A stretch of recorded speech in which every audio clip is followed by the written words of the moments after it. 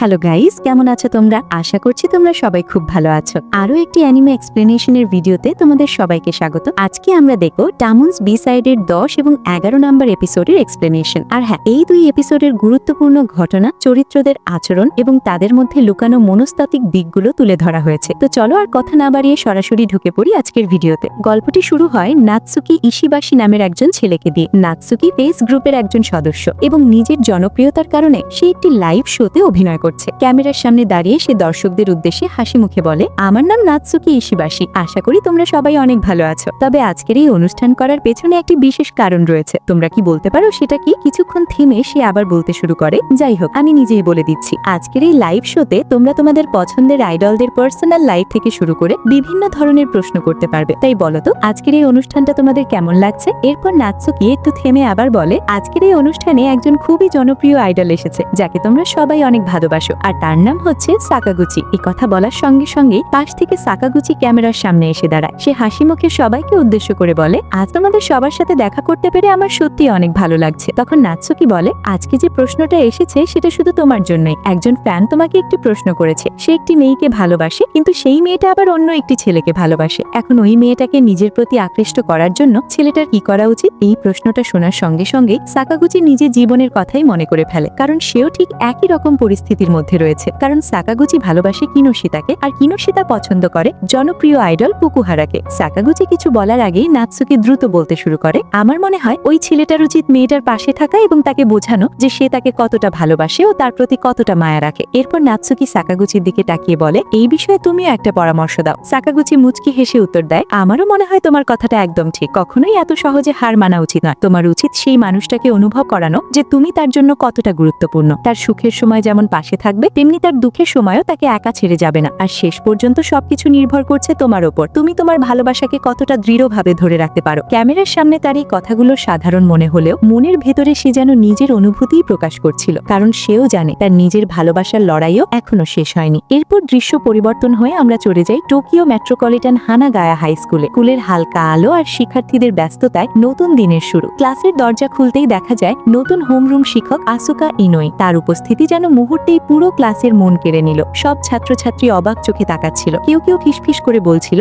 সেন্সে কত সুন্দর। কিন্তু কয়েকদিন না যেতেই সকলের ধারণা বদলে যায়। দেখা গেল আসুকা সেন্সেই শুধু সুন্দরী নয়, তিনি ছিলেন এক কড়া মেজাজের শিক্ষক। কেউ যদি হোমওয়ার্ক না করত, তিনি যেন ফুটবল খেলার মতো লাল কার্ড দেখে সতর্ক করতেন। ক্লাসের এই দৃশ্য দেখে কিনোশিতা মনে মনে বলে, ভালোই হয়েছে, আমি আগেই হোমওয়ার্ক শেষ করে নিয়েছিলাম, না হলে আজকের দিনটা আমার জন্য দুঃখের হয়ে যেত। স্কুল ছুটি হওয়ার সময় ক্লাসের ছাত্রছাত্রীরা ধীরে ধীরে বাড়ির উদ্দেশ্যে রওনা হচ্ছিল। কিনোশিতা তার মোবাইল হাতে নিয়ে হাউসকিপারের কাজে যাওয়ার পরিকল্পনা করছিল। ঠিক তখনই তার সামনে দিয়ে আসুকা সেন্সেই নির্দিষ্টভাবে হেঁটে যায়। কিন্তু হঠাৎ আসুকার ব্যাগ থেকে একটি রুমাল পড়ে গেল, যার উপরে স্পষ্টভাবে ফেস গ্রুপের লোগো দেখা যাচ্ছিল। কিনোশিতা হঠাৎ চমকে ওঠে, ও আসুকা সেন্সেও আমার মতো ফেস গ্রুপের বড় ফ্যান। আসুকা ধীরে ধীরে রুমাল তুলে লক্ষ্য করে কিনোশিতা তার দিকে অবাক চোখে তাকিয়ে আছে। তখন কিনোশিতা তার ব্যাগ থেকে একই রকম আরেকটি ফেস গ্রুপের রুমাল বের করে। এটা দেখে দুজনের চোখ মিলল, আর মুহূর্তেই দুজনেই ভীষণ ভাবে আশ্চর্য হয়ে গেল। কিনোশিতা ধীরে ধীরে বলে, আমি হচ্ছে ফেস গ্রুপের রেড ফ্ল্যাগ। আসুকাও হেসে উত্তর দেয়, আমি হচ্ছে ফেস গ্রুপের ইয়েলো ফ্ল্যাগ। অর্থাৎ একজন ফুকুহারা আর একজন নাতসুকি। এই সাধারণ ঘটনার মধ্যে লুকিয়ে আছে এক অদ্ভুত সাদৃশ্য,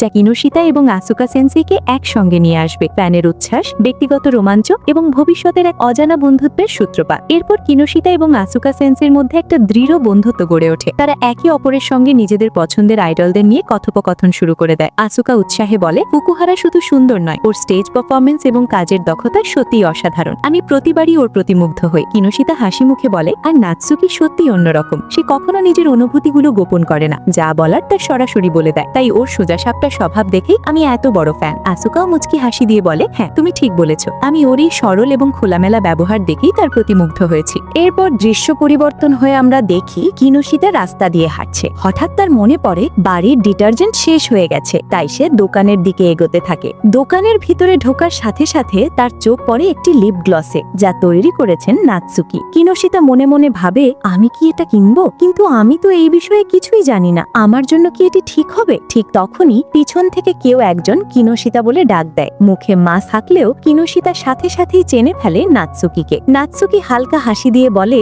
আমরা তো সমুদ্র সৈকতে দেখা করেছি, তাই না? আর তুমি এখানে কি করছো? তুমি কি এই লিপস্টিকটা কিনবে নাকি? কিনোশিতা অবাক হয়ে জিজ্ঞেস করে, তুমি এই জায়গায় কি করছো? কিন্তু নাতসুকি কোনো উত্তর না দিয়ে নিজের খেয়ালে ব্যস্ত হয়ে পড়ে। সে লিপস্টিকের টিউবটি হাতে নিয়ে দেখাতে লাগে। কিনুশিতা, জানো এই লিপস্টিকটা তোমাকে অনেক ভালো দেখাবে। কিনুশিতা লাজুক কণ্ঠে বলে, না না, আমার যা লাগবে আমি নিজেই নেব, তোমাকে শুধু শুধু কষ্ট করার দরকার নেই। কিন্তু নাৎসুকি কোনো কথা না শুনে জোর জবরদস্তি করে সে লিপস্টিকটি কিনুশিতার ঠোঁটে লাগিয়ে দেয়। কিনুশিতার চোখে বিস্ময়, লজ্জা আর একটু খুশির মিশ্রণ দেখা গেল। এই মুহূর্তটি যেন তাদের মধ্যে আরো অদ্ভুত কিন্তু মধুর এক সংযোগ তৈরি করে। আর সত্যি বলতে এই লিপস্টিকটি কিনুশিতাকে আগে কখনো না দেখে এমন ভাবে সুন্দর করে তুলেছে যা দেখে সবাই চোখ আটকে যায়। নাৎসুকি মুচকি হাসি দিয়ে বলে, কিনুশিতা, সত্যি এই লিপস্টিকটাতে তোমাকে অনেক বেশি কিউট লাগছে। এই কথায় কিনুশিতার মুখ লাল হয়ে যায়। মনে মনে সে ভাবতে থাকে, এই ছেলেটা কি রকম, আমি তো কিছুই বুঝতে পারছি না। সে আমার পারমিশন ছাড়াই আমার ঠোঁটে লিপস্টিক লাগিয়ে দিল। নাৎসুকি হাসি মুখে বাই বাই বলে চলে যায় আর কিনুশিতা কিছুক্ষণ হতভম্ব হয়ে দাঁড়িয়ে থাকে। পরবর্তী দৃশ্যে আমরা কিনুশিতাকে ফুকুহারার বাসার সামনে দেখি। প্রতিদিনের মতো আজও সে তার হাউসকিপারের কাজের জন্য এসেছে। ফুকুহারা দরজা খুলতেই লিপস্টিক পরা কিনুশিতাকে দেখে চমকে যায় এবং এক দৃষ্টিতে তাকিয়ে থাকে। কিনুশিতা হালকা মুচকি হাসি দিয়ে হ্যালো বলার চেষ্টা করে। ঠিক সেই মুহূর্তে ফুকুহারা দ্রুত দরজাটি ডাবল স্পিডে বন্ধ করে দেয়। এই অদ্ভুত ঘটনায় কিনুশিতা পুরোপুরি হতবাক হয়ে যায়। ফুকুহারা দরজা খোলার সময় দৃঢ় কণ্ঠে বলে, আমাকে মাফ করবে, কিন্তু তুমি আমাকে ভয় পাইয়ে দিয়েছো। কিনুশিতা মনে মনে ভাবতে থাকে, ঠিক ধরেছিলাম, আমার মতো একজন আনসেক্সি এবং পাগলাটে ফ্যানগার্লের জন্য এত দামি লিপস্টিক মানায় না। এরপর আমরা দেখি কিনুশিতা ভ্যাকিউম দিয়ে রুম পরিষ্কার করছে। কিন্তু মজার বিষয় হলো ফুকুহারা তার কাছ থেকে অনেক দূরে দূরে অবস্থান করছে। কিনুশিতা তার কাছে যাওয়ার চেষ্টা করলে ফুকুহারা পাগলের মতো দৌড়ে একটি আলমারির ভিতরে ঢুকে পড়ে। এটা দেখে কিনুশিতা পুরোপুরি হতবাক হয়ে ভাবতে থাকে, আমার মনে হয় লিপস্টিক দেওয়ার কারণে ফুকুহারা এটা পছন্দ করেনি, তাই হয়তো সে আমার কাছ থেকে দূরে থাকার চেষ্টা করছে। কিন্তু যদি সত্যিই তাই হয় তাহলে লিপস্টিক দেওয়ার মানে কি হলো? মানে লিপস্টিক দিয়ে যদি ফুকুহারা আমাকে পছন্দ না করে তাহলে তো এর কোনো লাভ নেই। এরপর কিনুশিতা লাজুক অথচ দৃঢ় স্বরে বলে, ফুকুহারা, তোমার কি হয়েছে? তুমি আমাকে দেখে এভাবে পালাচ্ছ কেন? যদি তোমার এটা পছন্দ না হয় আমি এক্ষুনি গিয়ে এটা ধুয়ে ফেলবো আর কখনো লিপস্টিক লাগাবো না। কিন্তু বিশ্বাস করো, আমি কখনোই এই লিপস্টিক তোমাকে আমার দিকে আকর্ষণ করার জন্য লাগাইনি, আর আমি চাই না তুমি কখনো আমাকে ভালোবাসো। কিন্তু যদি তুমি এই কারণে আমাকে ঘৃণা করো তাহলে আমি অনেক কষ্ট পাবো। ফুকুহারা কাপা কণ্ঠে বলে, আমি তোমাকে কিভাবে ঘৃণা করতে পারি? লিপস্টিক দেওয়ার কারণে আজকে তোমাকে অনেক বেশি সুন্দর এবং ম্যাচিউর দেখাচ্ছে, তাই আমি বুঝতে পারিনি তোমার সামনে কিভাবে রিয়াক্ট করব। এই কথাটা শুনে কিনুশিতার লজ্জা আকাশ ছোঁয়ার মতো হয়ে যায়। এরপর তারা দুজন একে অপরের সঙ্গে দীর্ঘক্ষণ ধরে কথা বলে। ছোট ছোট হাসি, লাজুক চাহনি আর হালকা আত্মসমঝোতার মুহূর্তগুলো যেন তাদের বন্ধুত্বকে আরো গভীর করে তোলে। হঠাৎ ফুকুহারা বলে, ইদানিং নাৎসুকি তার কাজ নিয়ে একটু বেশি ব্যস্ত হয়ে পড়েছে। কিনুশিতা অবাক হয়ে জিজ্ঞেস করে, তাই নাকি? কিন্তু সে কি কাজ করছে? ফুকুহারা জানায়, তুমি জানো না,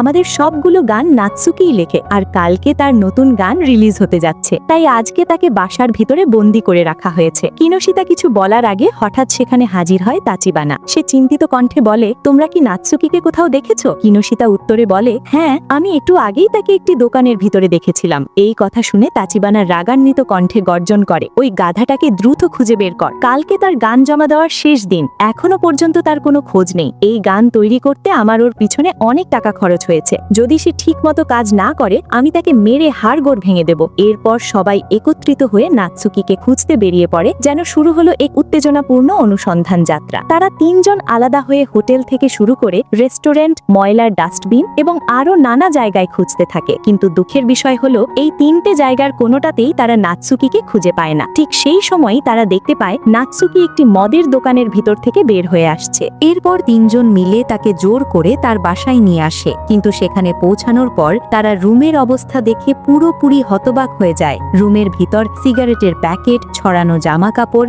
এবং কিছু কাগজপত্র সবই ছড়িয়ে থাকায় পুরো জায়গা নোংরা হয়ে গেছে। কিনুশিতা মনে মনে ভাবতে থাকে, আমি কি স্বপ্ন দেখছি নাকি সত্যি? আমি যেই ছেলেটাকে চিনি সে সবসময় হাসি খুশি থাকে, কিন্তু আজকে আমি যাকে দেখছি সে একেবারেই আলাদা একজন মানুষ। ঠিক তখন তাচিবানা চিৎকার করে বলে, নাৎসুকি, তুই কি পাগল হয়ে গেছিস? কালকে তো তোর গান জমা দিতে হবে আর তুই এখানে ঘুরে বেড়াচ্ছিস। নাৎসুকি বিরক্ত গলায় উত্তর দেয়, আরে থাম তো, আমার এখন মদ খেতে হবে। তুই যদি আমাকে বাধা দিতে আসিস তাহলে খুব খারাপ হবে। এই কথায় তাচিবানা রাগান্বিত কণ্ঠে বলে, তুই পাগল হয়ে গিয়েছিস, এক্ষুনি তোকে ঠিক করতে হবে। আর সঙ্গে সঙ্গেই সে নাৎসুকিকে শক্ত করে ধরে একটি রুমের ভিতরে আটকে দেয়, যাতে সে শান্তিপূর্ণ এবং সুন্দরভাবে তার গান লিখতে পারে। এরপর ফুকুহারা বিনীত কণ্ঠে বলে, নাৎসুকি ছেলেটা অনেক ভালো, কিন্তু মাঝে মধ্যে একটু বিড়ি এবং মদ খায়, তাই আমাদের এই অভদ্র আচরণের জন্য আমি তোমার কাছে ক্ষমা চাচ্ছি। কিনোশিতা বলে, আরে এটা নিয়ে তোমরা চিন্তা করো না, কিন্তু আমাকে সত্যিই বলো এখানে আসলে কি হচ্ছে।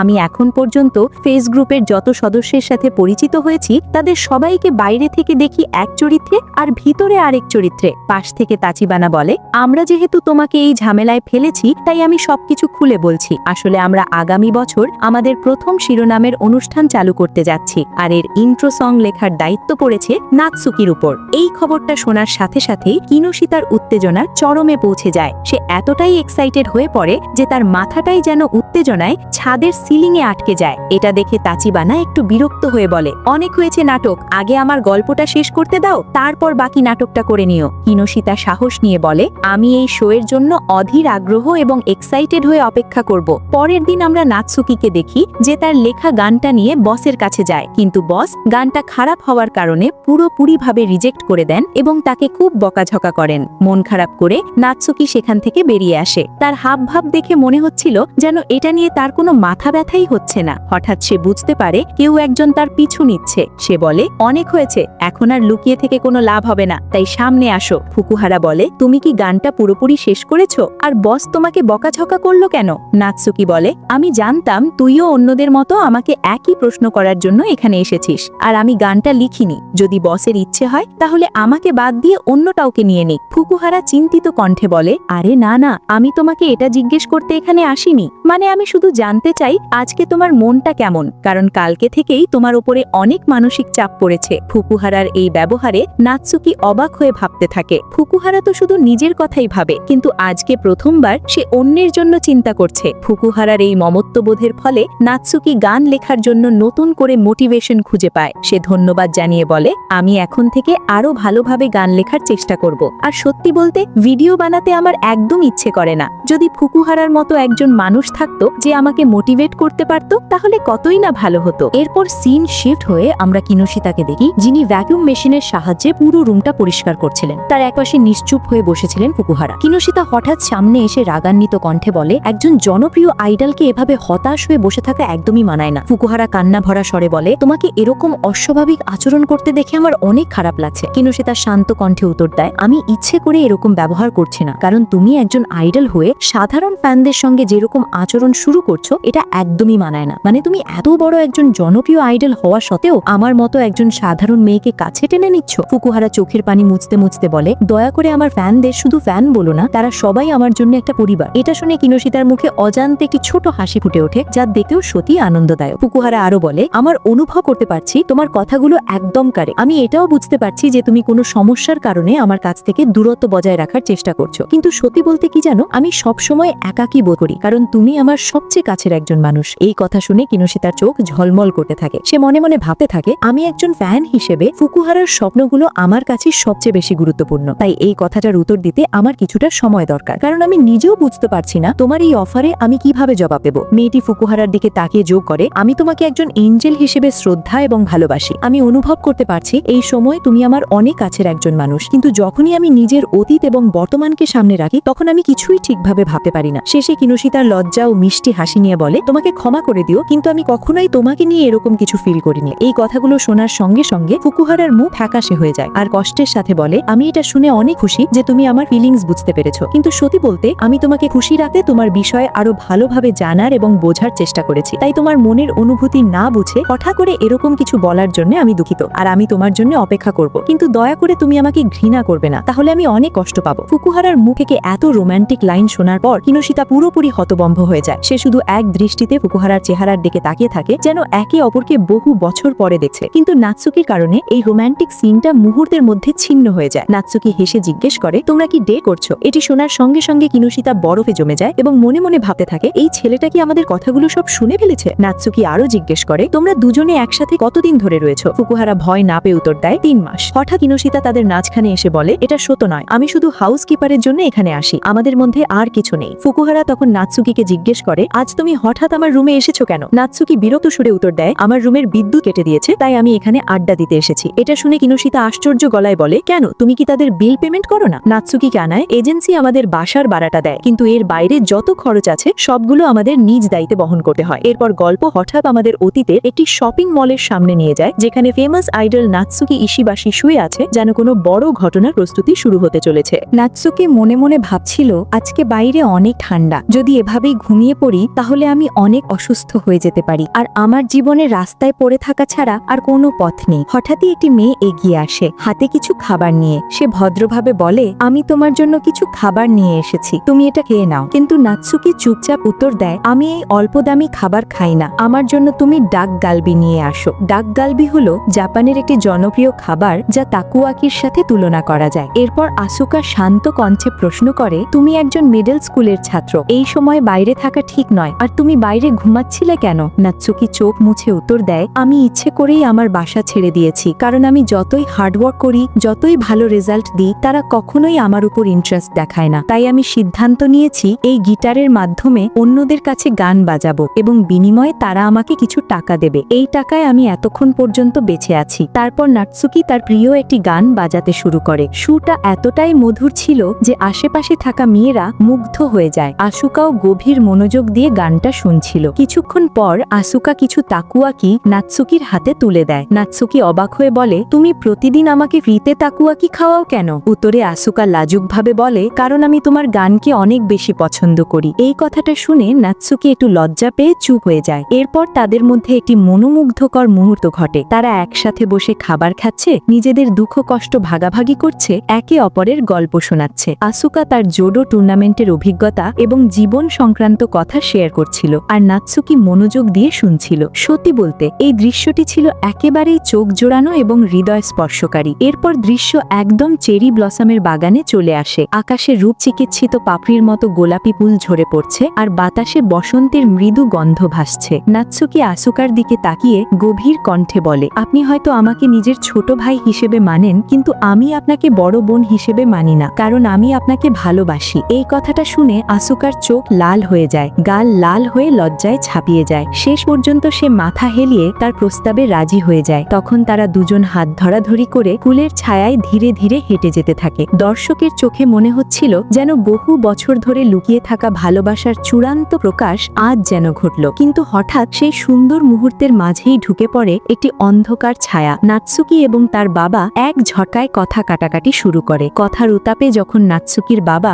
মারার জন্য এগোচ্ছিল, ঠিক তখনই আসুকা তাদের মধ্যে এসে বাধা দেয়। কিন্তু দুর্ভাগ্যবশত নাৎসুকির বাবার ধাক্কায় আসুকার সিঁড়ি থেকে পড়ে যায়। তার পায়ে গুরুতর ইনজুরি ঘটে, যার ফলে সে ডোজোর টুর্নামেন্টের সেমিফাইনালে অংশগ্রহণ করতে পারবে না। নাৎসুকি হসপিটালে এসে দেখে আসুকা অঝরে কাঁদছে। এত কষ্টের পরেও দুর্ঘটনার কারণে তার স্বপ্নের সেমিফাইনালে যাওয়ার সুযোগ হারিয়েছে। নাৎসুকি দরজার বাইরে দাঁড়িয়ে নিজের কণ্ঠে ফিসফিস করে বলে, আমার জন্যই এটা হয়েছে, আমি ওর পাশে থাকার অধিকারও পাইনি। এখান থেকেই তাদের দুজনের মধ্যে তৈরি হয় দূরত্ব, একটি দীর্ঘ অমীমাংসিত সময় যা মুখে বলে বোঝানো একেবারেই অসম্ভব। কিছুদিন পর নাৎসুকি ফেস গ্রুপের অডিশনে অংশগ্রহণ করে এবং ফেস গ্রুপের 5 জনের মধ্যে নিজের জায়গা নিশ্চিত করে। সে নিজের জীবনের প্রতি খুশি ছিল। তার ফ্যানরা তাকে যে ভালোবাসা এবং সাপোর্ট দিয়েছে সেটা অল্প কথায় প্রকাশ করা যায় না, কিন্তু হৃদয়ে এক দাগ অবশিষ্ট থাকে। যে মানুষটির কারণে সে এত বড় আইডল হতে পেরেছে, সেই মানুষটি আজ তার পাশে নেই। এই ভাবনায় নাৎসুকি ফুকুহারার কাঁধে মাথা রেখে